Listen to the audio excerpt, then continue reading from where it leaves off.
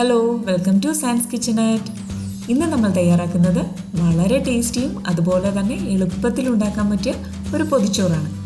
ഇത് പുളി ചേർത്ത് ഉണ്ടാക്കുന്ന ഒരു ചോറാണ്. അപ്പോൾ നിങ്ങളെൻ്റെ ചാനൽ ആദ്യമായിട്ടാണ് കാണുന്നതെങ്കിൽ പ്ലീസ് ഒന്ന് സബ്സ്ക്രൈബ് ചെയ്തേക്കണേ.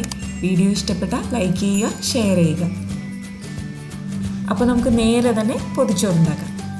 അതിനായിട്ട് ഞാനിവിടെ ചോറ് എടുത്തിട്ടുണ്ട്. ഇത് 2 പേർക്ക് കഴിക്കാവുന്ന അളവിലാണ് എടുത്തിരിക്കുന്നത്. ഇനി ഇതിലേക്ക് 8 ചെറിയ ഉള്ളി, ഒരു ചെറിയ നെല്ലിക്ക വലുപ്പത്തിൽ വാളംപുളി, കുറച്ച് കറിവേപ്പിലയുമാണ് എടുത്തിരിക്കുന്നത്. ഇനി ഈ പുളിയിലേക്ക് നമുക്ക് 1/2 കപ്പ് വെള്ളം ഒഴിച്ച് പുളി ഒന്ന് കുതിരാനായി വെക്കാം. ഇനി നമുക്ക് പുളിച്ചോറ് ഉണ്ടാക്കാം. ചൂടായ പാനിലേക്ക് 2 ടേബിൾ സ്പൂൺ വെളിച്ചെണ്ണ ഒഴിക്കാം. വെളിച്ചെണ്ണ ചൂടായി വരുമ്പോൾ 1/2 ടീസ്പൂൺ കടുക് ചേർത്ത് കൊടുക്കാം. ഇനി ഇതിലേക്ക് ഉള്ളി ചേർത്ത് ചെറുതായി ഒന്ന് വഴറ്റുക. അതിനുശേഷം ഇതിലേക്ക് 1 ടീസ്പൂൺ ചതച്ച മുളകും കറിവേപ്പിലയും കൂടി ചേർത്ത് ഒന്ന് മൂപ്പിച്ചെടുക്കും.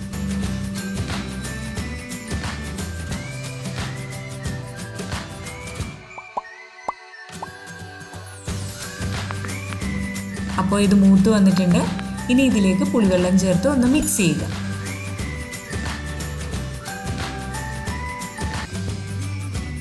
ഇനി ഇതിലേക്ക് 1/4 ടീസ്പൂൺ മഞ്ഞൾപ്പൊടി, 2 പിഞ്ച് കായപ്പൊടി, ആവശ്യത്തിന് ഉപ്പും ചേർത്ത് ചെറുതായി ഒന്ന് വറ്റിച്ചെടുക്കുക.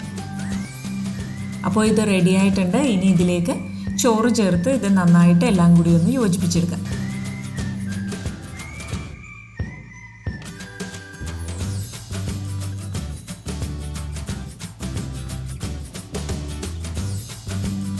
അപ്പോൾ നമ്മുടെ പുളി കൊണ്ടുള്ള ചോറ് റെഡി ആയിട്ടുണ്ട്. ഇനി നമുക്ക് ഇതിലേക്ക് ചെറിയൊരു ചമ്മന്തി കൂടി ഉണ്ടാക്കാം. അതിനായിട്ട് ഞാനിവിടെ ഒരു ചെറിയ കഷ്ണം പുളി, 1/2 കപ്പ് തേങ്ങ, 6 വറ്റൽമുളക്, 5 ചെറിയ ഉള്ളി, കുറച്ച് കറിവേപ്പിലയുമാണ് എടുത്തിരിക്കുന്നത്. ചൂടായ പാനിലേക്ക് 1 ടേബിൾ സ്പൂൺ വെളിച്ചെണ്ണ ഒഴിക്കും. വെളിച്ചെണ്ണ ചൂടായി വരുമ്പോൾ ഇതിലേക്ക് വറ്റൽമുളക് ചേർത്ത് ചെറുതായി ഒന്ന് വഴറ്റിയെടുക്കുക. അതിനുശേഷം ചെറിയ ഉള്ളിയും പുളിയും കൂടി ചേർത്തൊന്ന് വഴറ്റുക.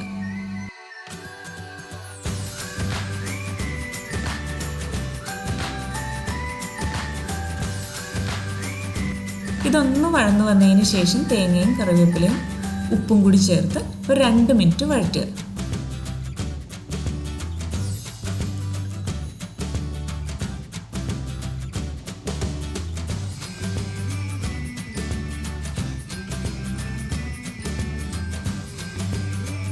ഇനി ഇത് ചൂടാറിയതിന് ശേഷം നമുക്കിത് അരച്ചെടുക്കാം.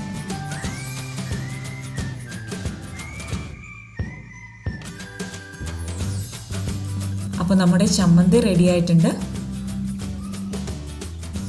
അപ്പോൾ ഇതൊരു പൊതിച്ചോറായതുകൊണ്ട് ഞാൻ ഇതിലേക്ക് ഒരു മുട്ട പൊരിച്ചത് കൂടി വെക്കുന്നുണ്ട്.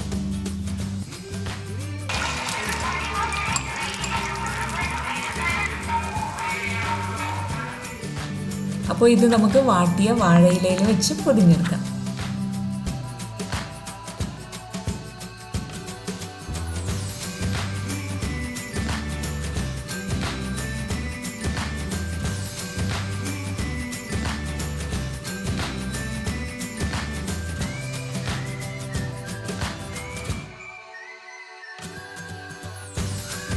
അപ്പോൾ നമ്മുടെ പൊതിച്ചോറ് റെഡി ആയിട്ടുണ്ട്.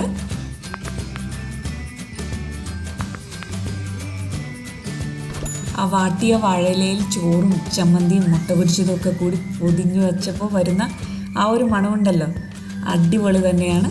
അപ്പോൾ എല്ലാവരും ട്രൈ ചെയ്ത് നോക്കുക. Thanks for watching.